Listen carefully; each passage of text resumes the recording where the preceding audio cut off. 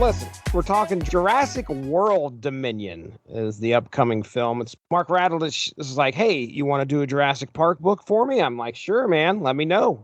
Ronnie Adams is here. By the way, Ronnie Adams is back to the Source Material Comics podcast. Yeah, we're here to talk about Jurassic Park. This is Jurassic Park, The Devils in the Desert. And now, Ronnie, you're a good trooper, man. You came through. I said, hey, would you like to talk about this with me? You're like, sure. And I don't think you had any idea what you was getting into. Nope.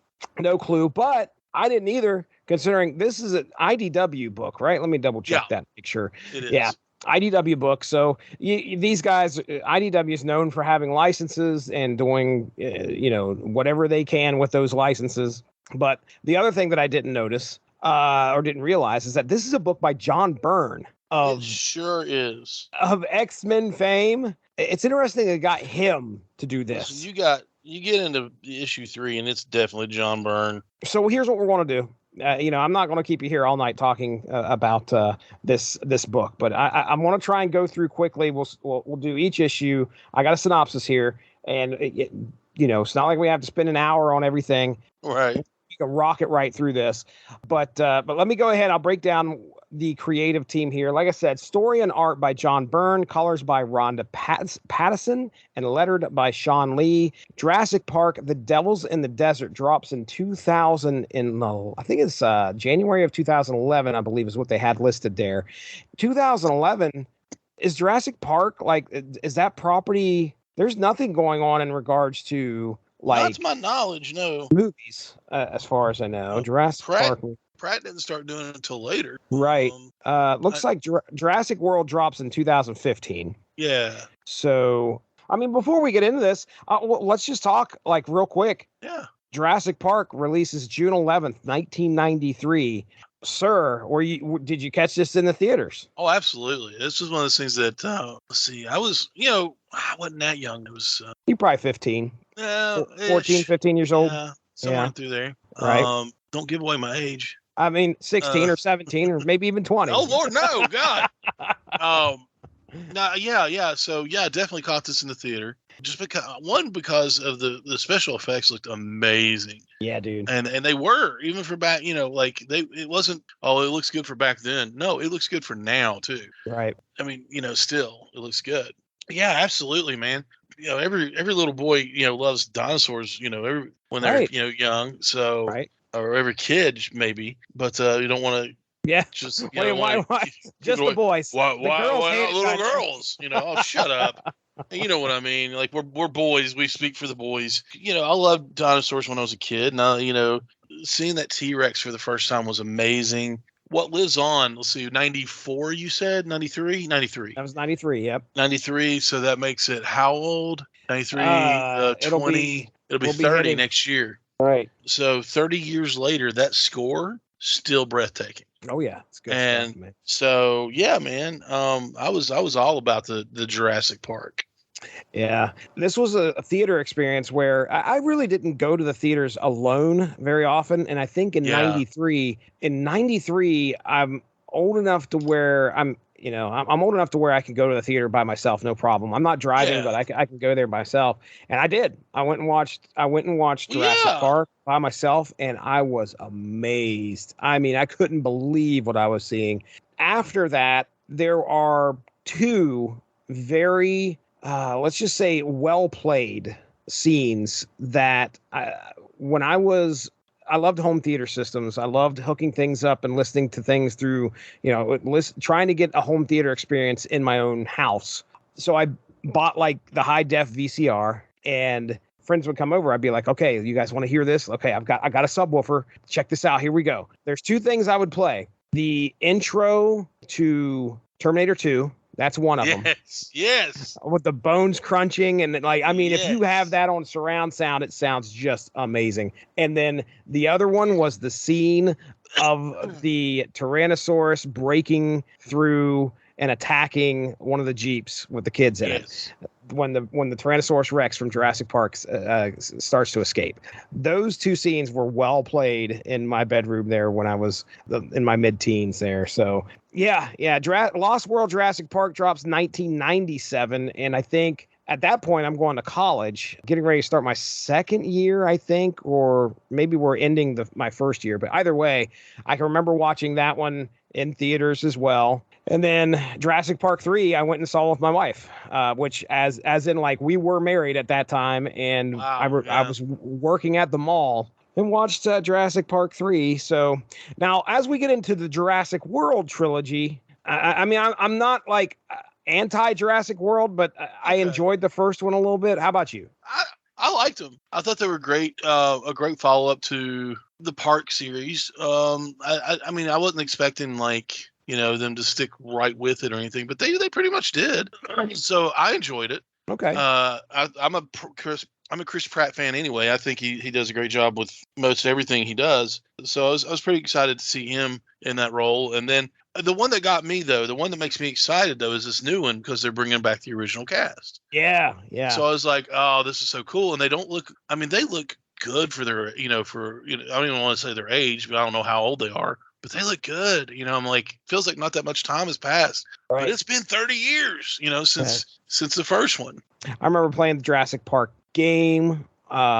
Yes. Oh, I remember the arcade game. Yes. Well, where you're sitting in the Jeep and you're shooting. Yeah. Is it the on-rail shooter? Yeah. That's good stuff. Okay. Well, let's get into the Devils in the Desert. Let's do it.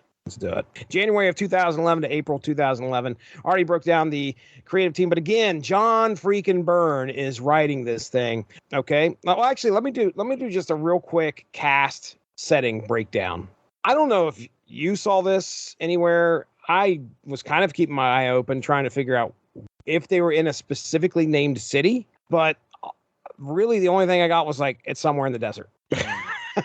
I mean, maybe Nevada, close enough to where there's definitely like one of the sheriff's deputies is a Native American. I don't think they mention what city they're in. They're out in the desert. There's some ranches around, and that's your setting for now. So yeah, our cast, we got Sheriff Will Tobias, who, he's a good sheriff as far as you can tell. You kind of get dropped in here right with Sheriff Tobias, and as Tyler Franklin, the son of Eddie and Sarah, he comes running in there at the beginning to get the sheriff's attention because there are some cattle mutilations and he's worried about his dad. Already mentioned the Deputy Daniel Jackson. He's going to be showing up here in the first issue. He's obviously the deputy who helps out Sheriff Tobias as best as he can. Cattle mutilation. Isn't that one of those bands that Mark makes up?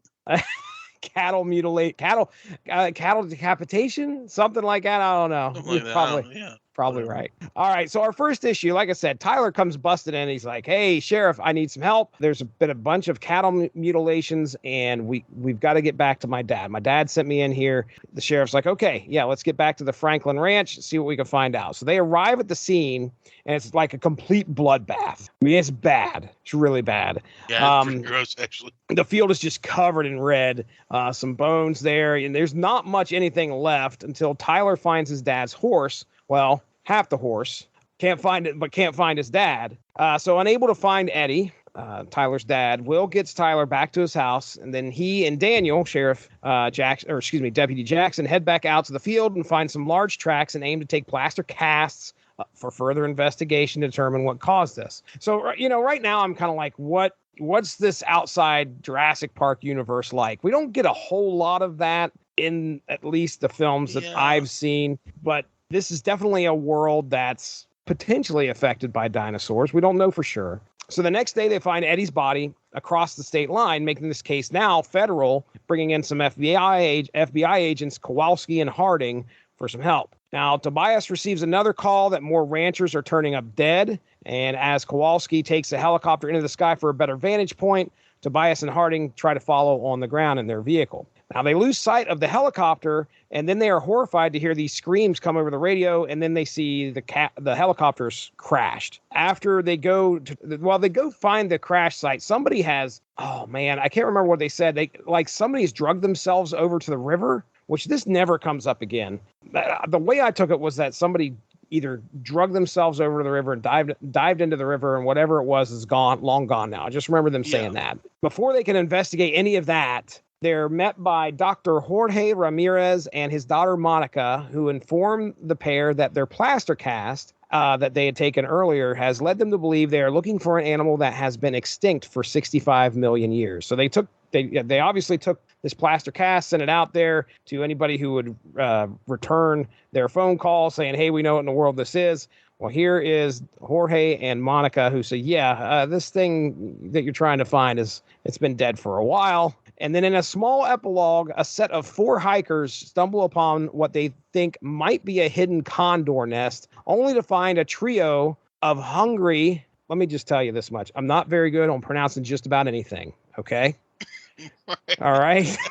Right. I've made plenty of claims that I am from Appalachia. And I have the problem sometimes of not pronouncing things correctly. Well, for the longest time, I'm reading this book and I'm saying pteranodons. That is not correct. It is pteranodons. There's an N-O in there I was completely missing. But anyway, they come across this trio of hungry pteranodons. They look like pterodactyls. That's what I'm used to seeing. And as a matter of fact, one person says that. So we're at the end of issue 1. And we get this small epilogue. I want to point this out. These hikers come upon this and, they're like amazed. And one person goes, oh my gosh, pterodactyls. And like, they're getting ready to be eaten. And one guy decides to speak up. He's like, pterodons.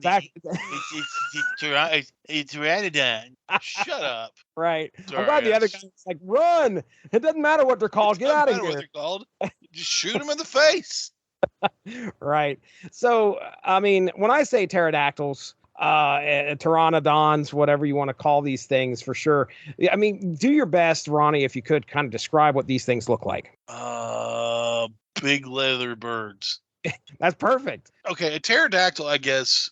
Do pterodactyls actually exist anymore? I mean, you know what I mean. And Brontosaurus isn't a Brontosaurus anymore. It was something else. Yeah, they named it something else. That's so right. You got to go through that bull crap. So I don't know if pterodactyls look like this or not, but they've got legs and arms, and the wings stretch from their hips up to the tips of their arms, which are very elongated. Their head is elongated, and they're just a big leather ugly bird. I mean, I just remember them even being pterodactyls in Jurassic Park. They do this little side story that kind of lasts. Let's say a side story. My goodness, it's probably like maybe if you took all panels, you could put them together and they would be like 5 or 6 of these panels. Yeah. But they do this thing where we get like a kind of a back history of Sheriff Tobias and Tyler's mom, Sarah. Like in the first issue, we kind of learned that they definitely had a little bit of history in the past. I won't spoil it because maybe we'll talk a little bit more about it, but just be aware that, I mean, we get all this action, all these dinosaurs with dinosaur chasing, whatever. We got bloodbaths, all this stuff, but they got to make sure to get that little bit of personal note in there with Sheriff Will Tobias. Oh, yeah. He had a history with Sarah for a little bit. But yeah, I mean, that's the end of the first issue. There really isn't a whole lot. We got a bloodbath that we got a bunch of cattle that got killed. The field was just red with blood. We find out, we're pretty sure that Tyler's dad's dead, and then we finally see who the culprits are. We see that they're pteranodons. I got a heavy Tremors vibe from this when I first started. Oh, yes. I wanted to say that as I was reading this. Very much got the Tremors vibe, dude. Yeah, it was one of those things where I was like, they're borrowing heavily from Tremors on this, which, I get. Tremors is something you should borrow from because it's amazing. Yeah, I'm right there with you, dude. You definitely have this. It's out in the desert. It's kind of, they even like Paul, something eating the livestock. Well, what's the, we got to figure out what that is. And he was talking about Tyler was talking about his dad, like just recently got a microwave oven. Right. What the crap?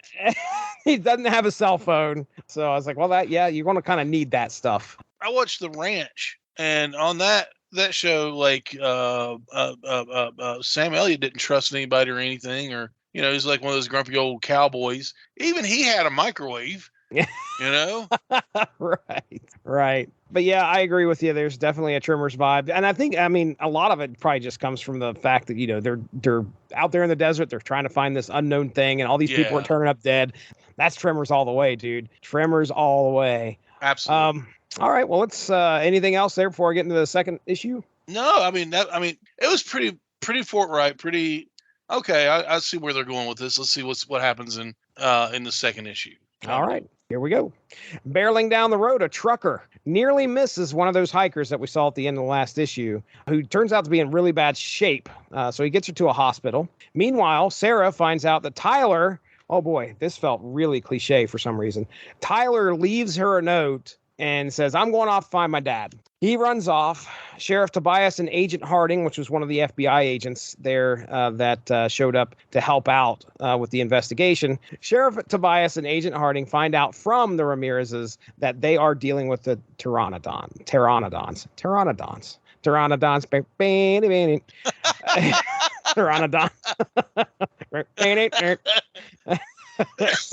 Goodness gracious.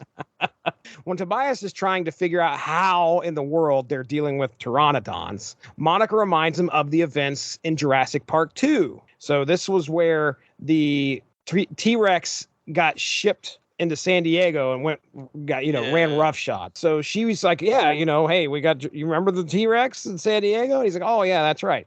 And she also says these creatures may have flown from the island. So just then the sheriff gets a frantic call about Tyler going off to look for his dad, and he goes into town to talk to Sarah, while Agent Harding takes Deputy Jackson, Jorge, and Monica to look for the dinosaurs.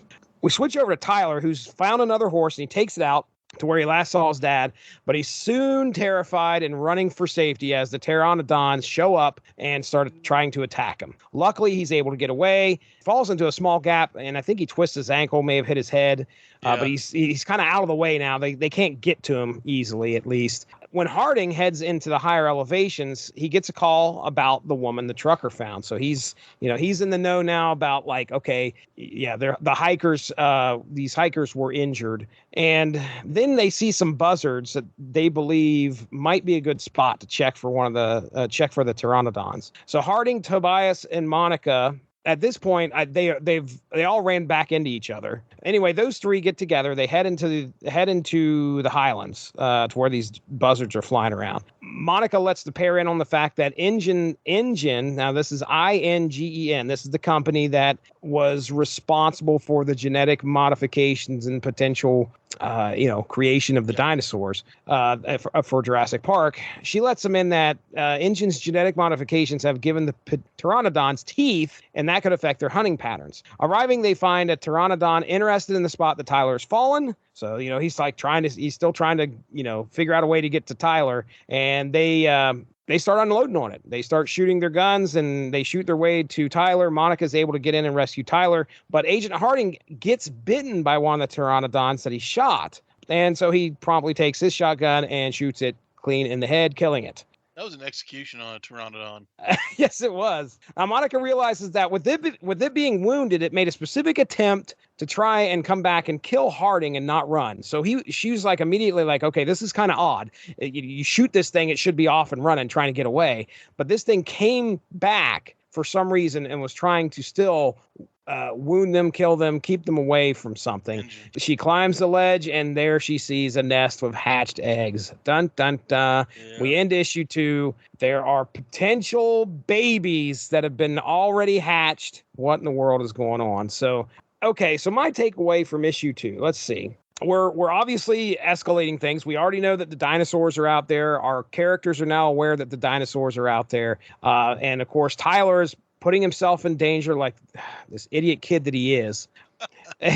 He goes out, and of course it just gives everybody a reason to go and try and find this kid. Yeah, we finally get our main characters running into the dinosaurs, and we get our first confrontation where, not everybody escapes unscathed because Harding gets bit in the leg. Tyler, he twists his ankle, but everybody's kind of feeling the effects of what these things are doing. That is kind of really all. We're just furthering the plot as we go in here with issue 2. And of course, we get the big reveal at the end where there's extra eggs, or there's these eggs that have hatched. So there's definitely a possibility that there are more of these things out there. And of course, if they're going to continue to lay eggs, we're going to have a bigger problem on our hands. That's issue 2. What do you think, man? Yeah, it was. It was good. It was, Does it make sense when I say the plot progresses as it should? Yeah. Well, dude, this is very cookie cutter. Yeah. It's like, I mean, how else are you going to say it? I mean, I get the action. There's definitely some action here. Yeah. But everything to this point in issue 2, I'm like, okay, I kind of expect this. Yeah. Like, I've watched Jurassic Park 1, 2, and 3. Right. Okay. I know what I'm getting with this. Where, oh my goodness, now they're on land. Well, we're going to even up the threat a little bit more. There may be more of these things. Oh, well, no. Right. Yeah. Get the Jurassic Park cookie cutters out. We're going to do that. Oh, we got to get that one too. So, I mean, the only real big difference here is the fact that we're dealing with the dinosaurs that can fly. That was one of the biggest, that's pretty weird. Yeah. Right. You don't have the signature Velociraptor running around tearing stuff up.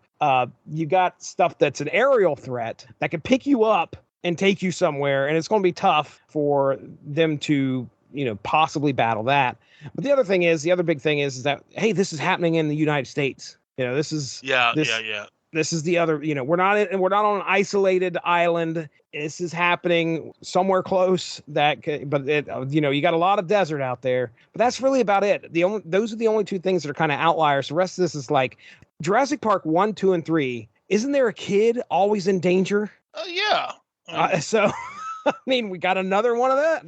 That's one of the cookie cutters. Yeah, that's happening. Okay, tell me, do me a favor. 2 and 3, but I know that in 3. Taglioni and William H. Macy they're trying to get Alan Grant to go back to the islands because her son is on the island with her husband at that point. And then Jurassic Park 2 is, oh my goodness, Goldblum and his daughters. Like she's like a gymnast or something. Like I remember there's a big scene where she's like flipping it around and the Velociraptors are trying to get her. And so, and of course, Jurassic Park 1, it's got the two kids, the grandkids that show up for the ride, and, Tyrannosaurus Rex is trying to eat him.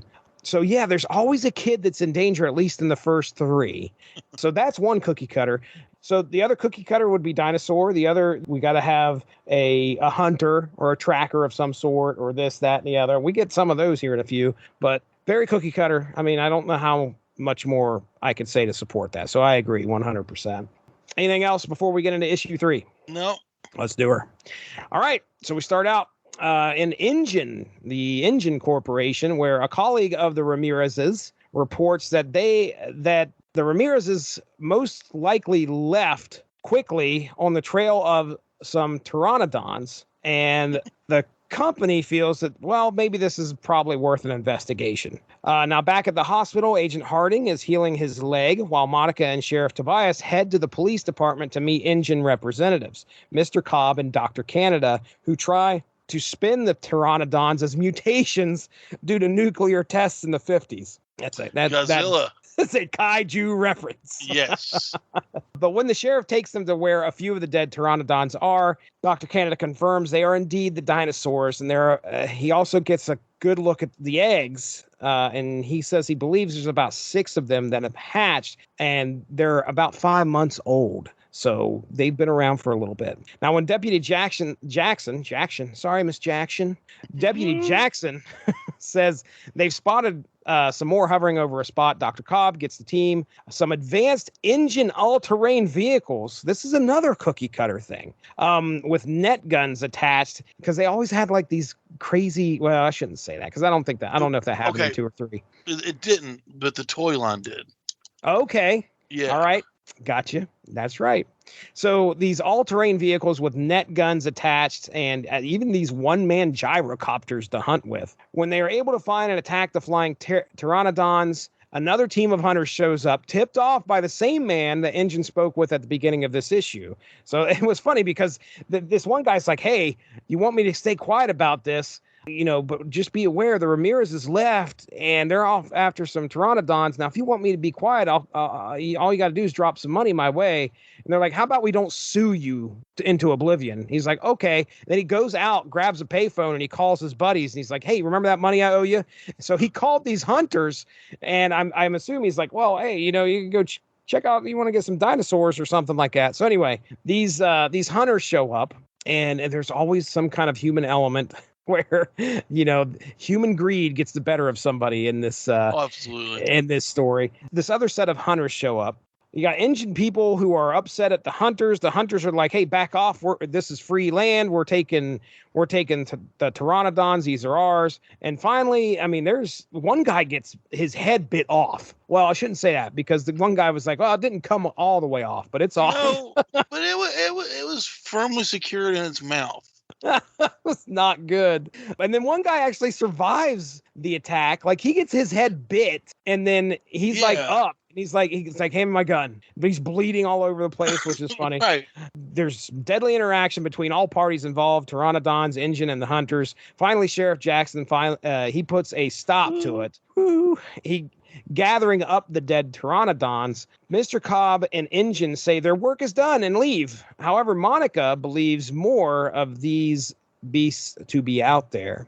Not knowing where to start, Monica offers to pilot her father's plane for Sheriff Tobias to try and make sure the dinosaurs are dead. Okay, so that is kind of where we end issue 3. We have Injun finally getting involved. They show up. They're trying to play it off like they're not liable because, if Injun's afraid of anything, it's not dinosaurs, it's lawsuits. So, it's true.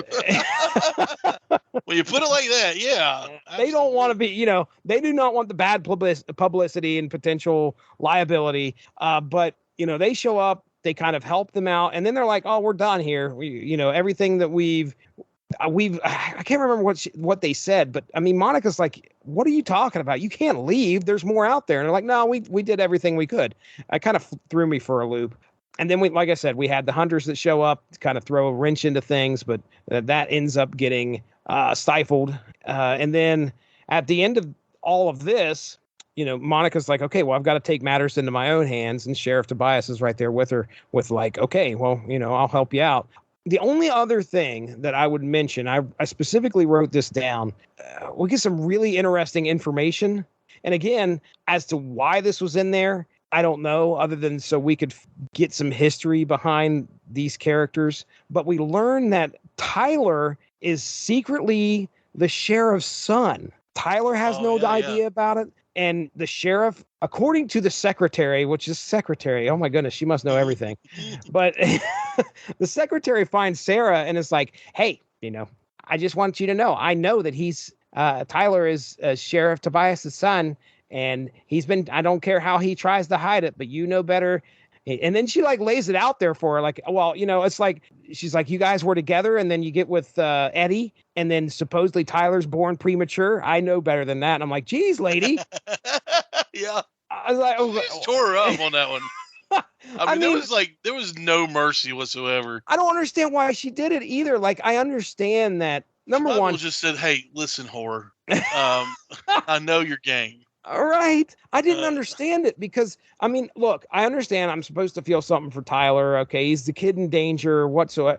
This whole backstory between Will and Sarah, I mean, other than just being like, okay, well, yeah, there was a relationship there. Now, all of a sudden, Tyler is like his son and does he have any idea about it? Who knows? I don't know. But regardless, how is this? I mean, why is this important to the story? The only thing I could say to justify it is that so we can possibly feel something for Will Tobias. So that's the only thing I can say. But either way, I step back here. Anything you got to say about issue 3? No, other than that old lady, or not old lady, but other than her just going to town on on Sarah. That was not as we say cookie cutter. No, that was a little bit harsh, but probably not misled. Right. And I mean, it's a good issue. Like there are points, there have been books that we have read in the past where I'm absolutely done by now. Right.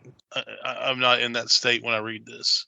We're obviously ramping things up. So by this point in my reading, at the end of issue 3, as far as predictability goes, I'm going to say that it's probably 80% to 90%. I could predict what's going to happen in this book. Oh, absolutely. Yeah. That's the way I'm feeling into going into issue at the end of issue 3.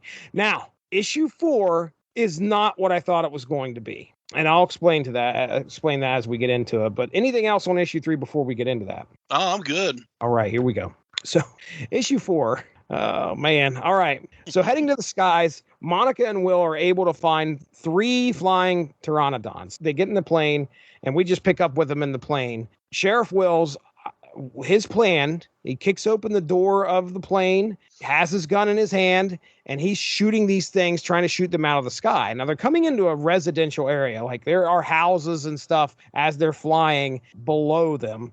So he takes aim and he's able to hit 2 of them. Like, they're trying to figure out where the third one's at. The third one shows up like right in front of the plane and gets hit and caught in the propeller.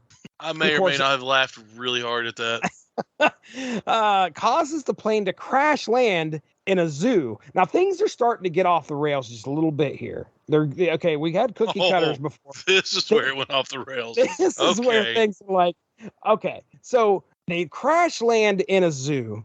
And then they're both okay. Everybody's okay. Will I guess it's a soft crash landing, but either way, they're in the middle of a zoo. Will turns around, he has his gun, and he sees another pteranodon coming at him, and he squeezes the trigger, and nothing happens. He's out of bullets, and it attacks him. Now, horrified, Monica runs, and the pteranodon gives chase, and she specifically says it's not feeding. And then she takes off running. It goes after her leg, and she's able to get away, looking for a way to escape. Now, you ready for this is where, okay, we're off the rails a little bit. This is where we completely, just fall off the tracks because this gets insane.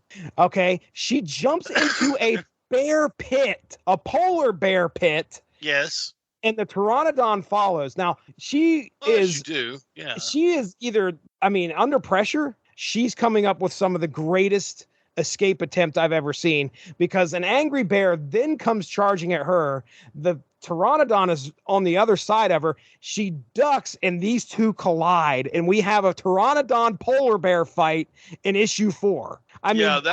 If you ask me, that's my favorite part. There's no doubt about it, dude. I'm like, this is like, okay. Everything else was like, okay, I saw this coming. Yeah. I did not see this. Oh, I know. I was like, oh, okay. Little kid inside me going, okay, yeah, let's do this. Pteranodon versus polar bear. So anyway, they're going at each other. This is like some real. I enjoyed these horror elements of this book where. Oh yeah. They end up like they're fighting and then they roll into like the water inside the polar bear pit. All of a sudden, like nothing but just blood starts filling up. And she's like, oh, but which one was it that died? Whose blood is it? And then all of a sudden the pteranodon's mouth comes up out of there. You're like, oh no. And then of course it's the bear's got its teeth in its throat and it's killed the pteranodon. So when she says, which one is it? At which point, like if I'm there and I'm listening to her and I'm like, what would I say at that point? I don't care. Let's run. Get out of there, lady. What are you doing? What are you doing? Or I would just already be gone. Right, dude. Yeah, there's no way. Like, which one is it? Turn around, and it's just like a Ronnie-shaped cloud of dust. Yeah, I'm done. Like you not just see the bear and the pteranodon, the Dondodon fight. Yeah. So anyway, so she's obviously got time to escape. She's able to get out of the polar bear pit. So she immediately goes over to check on Will. And this one kind of took me by surprise because I think it was smart. They set you up for this, but she runs over to Will. Will's dead. She finds his lifeless body and she breaks down crying. I was I was expecting Will to be fine. Like, John Byrne did something good here where he was like, I want to set it up so that they see that the pteranodon bit this one guy and he survived. And we're going to expect the same thing for our hero. But that's not what happens. Our hero gets bit and he's dead. He is dead. And you don't know that at first because when he gets bit and she immediately says, oh, it's not feeding. You're like, oh, okay. Well, obviously this guy's going to be okay. That's not the case. He died. So later, after Will's funeral, Harding asks her why she hasn't said much. Like she just wasn't in the middle of a polar bear pteranodon fight or, the fact that she watched a man get his head bit off. But anyway, Harding says, well, you haven't been talking so much. What's going on? And she replies that she is worried about what the winds will bring them next year. So obviously still concerned, like if these pteranodons can make it there by using the winds coming from the Isle over to the United States, then we could have some problems. But there you go, man. Issue 4. We've got this thing in the books. It is Jurassic Park: Devils in the Desert. Okay, as far as the book goes, it's not bad. I mean, it's fun. I mean, I read it till the end. Let's put that. There's been things that I've had to make myself read. Sure. For the show, and I was just like, ugh. This is what I read. I mean, like, did I pay attention a lot? Maybe not. Yeah, but that's neither here nor there. It doesn't mean anything. That's what makes it hard. It's like, okay, well, this doesn't really have a whole lot. There's nothing on the line here, right? Am I that invested? Yeah. Am I that invested in the Jurassic Park universe? You know what you're getting here. You're just getting a side story that won't impact the cinematic universe in any way. We're just getting a side story, and the only thing that they can do is just try to tell as best the story as they can.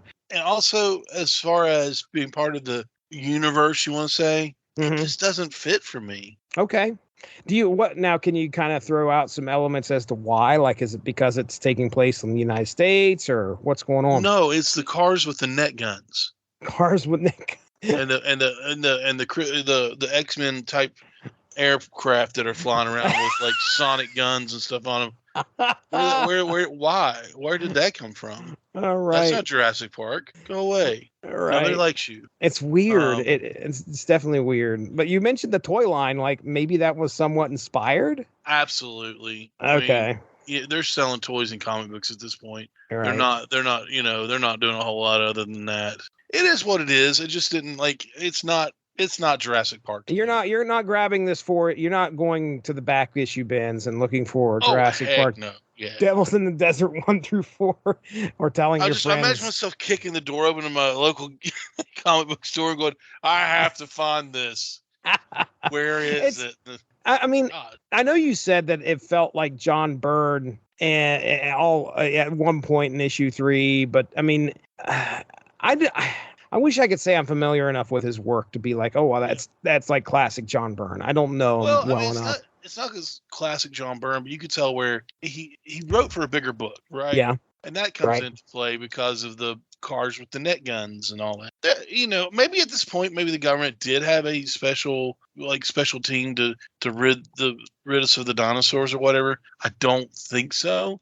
I mean, that was Engine that brought that. That's the thing. Yeah, that's true. I mean, it was Engine that brought those. I don't think it was let me just double check that. But you know what I mean, I got you. But here's the thing. You're making a point with that, because you would think that the federal government would have a team specifically made to address the dinosaur threat. If we've got dinosaurs running around in San Diego, we better have like the dinosaur reserves or something. I'll tell you what, if I'm president and a freaking T-Rex comes out of nowhere in the middle of, yes, right. There are things that are going to be put in place that are going to hurt it. Right. I don't know. Like I said, it just didn't fit for me. Okay. Well, I mean, that's fair. I understand. For me, it was a quick read. You get a little bit. It's not overladen with text, but there are some fun spots where specifically I think there might have been 1 or 2 pages that was just polar bear versus pteranodon, which was perfect. I mean, that is the next sci-fi animal flick. Oh, absolutely. Oh, man. There is a lot of cookie cutter stuff from what the other Jurassic Parks bring. I can't look it up because I had to find this comic book by other means. Oh, sure. Because I went on to Comixology and the actual book is $75. Are you serious? Well, it's $55 for the paperback. All the comic books 1 through 4 are $75. What? Yeah, I'm not kidding, dude. If you look on Amazon, that's what it is. Highway robbery, I tell you. That is different. So Topps Comics, and I do remember some of the Jurassic Park Topps comics that were coming out back in the 90s. So there's Jurassic Park 0 through 4, which is the adaptation of the film. Jurassic Park Raptor 1 through 2, which was written by Steve Englehart in 93. Steve Englehart apparently likes Raptors because he writes Raptors Attack 1 through 4 in 94, and then Raptors Hijack in July through October of 94. The Jurassic Park Annual 95. and then returned to Jurassic Park 1 through 9 between April 95 to February of 96. So this is in between the first film and the second film. And then we have Lost World Jurassic Park 1 through 4, which is an adaptation of the second film. So top stops at that point, and IDW picks up the dice. Okay. So IDW has 3 Jurassic Parks here listed on the wiki, one of which came out in 2010 called Jurassic Park Redemption. Then it doesn't give me a plot. It just says 5-issue series. Okay, so whatever. And then Devils in the Desert comes out 2011, January to April.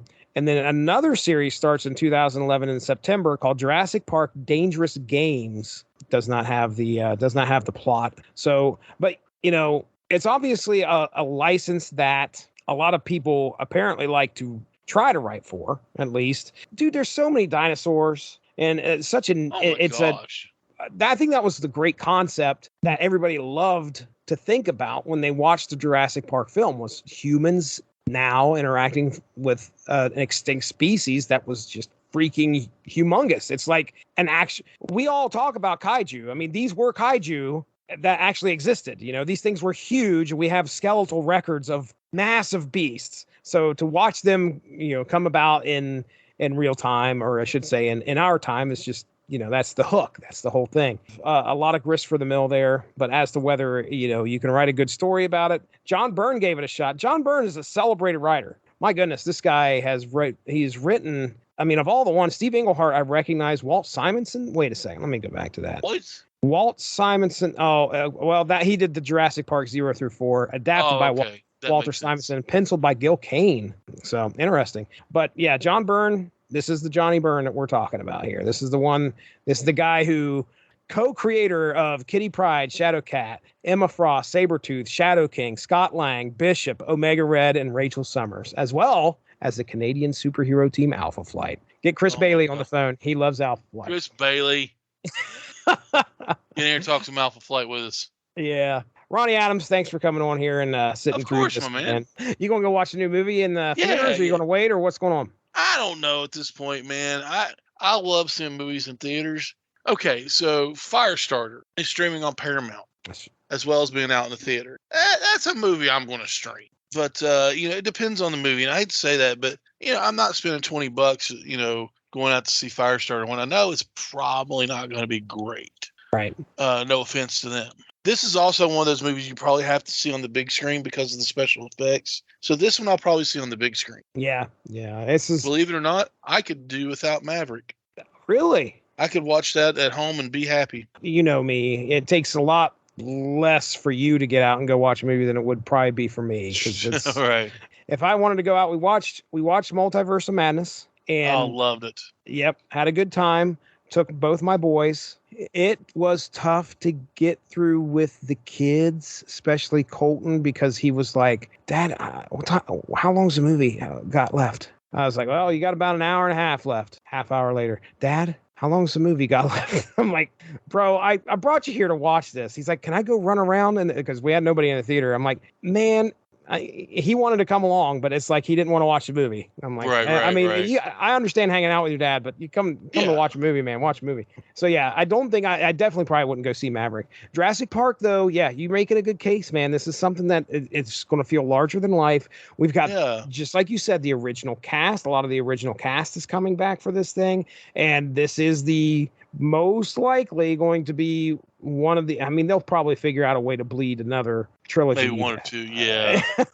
But I don't know if you're going to get the whole cast coming back for something like this. Everybody's getting up there in age. Looks like he said, first cast, they were probably 20s, and I mean, Sam Neill's got to be. Yeah. Sam Neill's got to be in his. Let's see, Sam Neill. I think he's pushing 70. Sam Neill, New Zealand actor, is 74. There you go. Unbelievable. I mean, but you got guys like freaking, Chuck Norris is now 83. Are you kidding me? 82. He's 82 years old. Yeah, because it's 2022. He's 82 years old. Still, doing what he does. Then you got Harrison Ford, who is 79, I believe. Oh, man, we're going to start really too close. It is going to be a wave of massive depression. That's true. Because all of our Hollywood heroes are going to be going pretty quickly here soon. Well, you got these guys, though, that defied how old they were. Right. You had no clue that Harrison Ford, he was born in 1942, so he's 80. He'll That's be 80 unreal. this year. No one knew that he was in his 40s when he did Star Wars. Everybody thought he was like in his 20s, maybe 30s. Mm-hmm. So he was. That's unreal. I guess he was in his 40s then. Yeah, because it was 1977 when it came out. Right. He's 80 now. So yeah, 77. Yeah, 77. His late 30s probably. Late 30s. Yeah. Yeah, he was 35 years old when he did Star Wars. So, and that was 1977, and just getting started in Hollywood. Unreal. So as time rolls on, everybody thinks, oh man, this is new kid Harrison Ford, this new guy Harrison Ford. He's young, he's young, he's hot, he's hip. He's an action star, he's a good actor. Da da da da. It turns around, like he starts getting a little curmudgeon-y on you. And you're like, well, Bubby, he's 75 years old. And you're like, what do you mean he's 75? Right, dude. Yeah, he's 75, man. Just like just Sean Connery was 90. He was 40 in Blade Runner. 40 years old in Blade Runner. Yeah, I mean, I don't depending on when they shot it, but let's just say he was 40 when they released Blade Runner. Yeah. So he's going to do another Indiana Jones, he says, but hopefully he just does like a passing of the torch thing. But he's going to play the Sean Connery. I hope. Oh. I mean, I love the guy. He's one of my favorite actors, and Indiana Jones is one of my favorite characters. Enough's enough, bud. You've earned your rest. You have earned your rest. Yeah, I guess when we know that's right. Well, all right. We've done it. We talked about Jurassic Park, The Devil's in the Desert. Ronnie Adams, let's go ahead. Talked about that and how old people are, and we're going to leave it on a real high note here. Harrison Ford's going to die. No. Why don't you go ahead and drop some people some knowledge on where they can watch you? I know you do some streaming every once in a while. Yes, you did. I haven't streamed in a while, but I do. I want to get started again. Okay, here's the deal. I have a Twitch channel. It's called Misfits and Miscreants. We play a bi-weekly Dungeons and Dragons game on there. It's about 4 hours a session, so don't let that scare you. It's a lot of fun. It's a good watch. Working on audio issues, but we're playing Rime of the Frostmaiden, and I've got a good crew of people that are players. We're going to start picking up some other TTRPG content as well. Some one shots and Call of Cthulhu game, things like that. I also, when the stuff like that's not on there, you can watch my big dumb head play some video games sometimes. But I'm starting to do some maybe some talk shows or just talking shows where you can ask questions about certain games or whatever you want. And then it's going to be really cool. So we're going to turn into like a tabletop role playing game, primarily that channel. Maybe some board games and card games, some Magic the Gathering every once in a while. So that's where you can find me. Instagram, we're real active on Instagram, Facebook. We're on Twitter, even though it's a cesspool of humanity. So it's all Misfits and Miscreants. So if you look that up, you should be able to find us. Okay. Very I say good. us, but it's me. Okay. Yeah. Me and my players, Yeah, you get hanging out with some buddies. Yeah, my DM for them, and their life is in my hand. Well, yeah. As for myself, right here on the Source Material Comics feed, Yes. Look, all you've got to do is just subscribe, and you can hear all sorts of fun discussions. We just talked about this. This is airing, like I said, sometime before the Jurassic Park movie releases. Make that Jurassic World Dominion. Anyway, in the archive, you should be able to find myself, Evan Bevins, and Chris Armstrong talking I want to say it was a 6-issue epic called Heart of the Hawk that occurred in the Dark Hawk series. That's on an Unspoken Issues episode, I think, that happened prior to this episode airing. We also have Tripped Up Trivia Sci-Fi that released at the end of May. So if you want to test your intelligence, see how well you could do battling 4 other contestants there, we have a podcast, trivia podcast, that you can check out. It's a lot of fun. We had some pretty good players on there. It was a good time.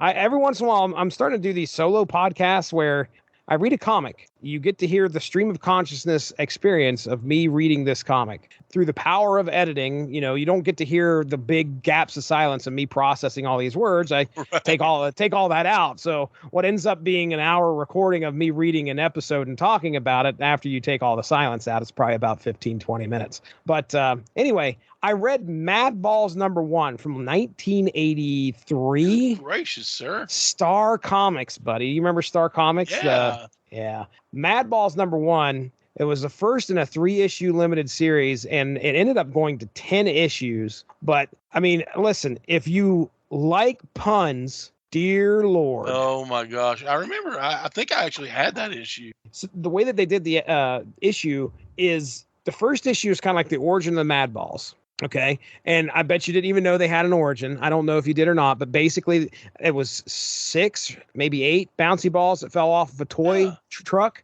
and they went into a vat of nuclear waste. I had the first issue. Okay. You remember. Well, the second part of that issue, I don't know if you remember the second part of this issue, but some kids get lost in a cornfield and get abducted by stalks of corn and are... Why do you think I don't go into cornfields to this day? They are summarily tortured with a king corn or something like that. But his whole shtick was like he would torture you with corny jokes. Ugh. Yeah, that's right, sir. Corny jokes. And even of course, as a kid, I watched this and went, no. I don't think I like this, sir. I don't. Yeah, you should hear me exasperatingly sigh throughout the whole episode. Like, oh my gosh. Oh no. But anyway, and then prior to that, Unspoken Issues hit you with Extreme Justice #0. That's right. Me and Chris Armstrong sat down and talked about a poll winner from the Unspoken Issues podcast Facebook page where, people voted for Extreme Justice #0, and we talked about that issue. So upcoming on the Source Material Comics podcast feed, you should be able to find me, Evan Bevins, possibly Chris Armstrong again. I think it's just me and Evan talking the new Fantastic Four. Do you remember when the Hulk and Wolverine, I think it was, and Ghost Rider? Yeah, dude. Yeah, I love that. Yeah, we're doing all 3 of those issues from Fantastic Four. So anyway, that's it. I also thought, like, man, one day this is gonna be worth a lot of money. No. Wah, wah. I guess we're done, man. We've done. It was Devils in the Desert and in the Pale Moonlight and all that stuff. So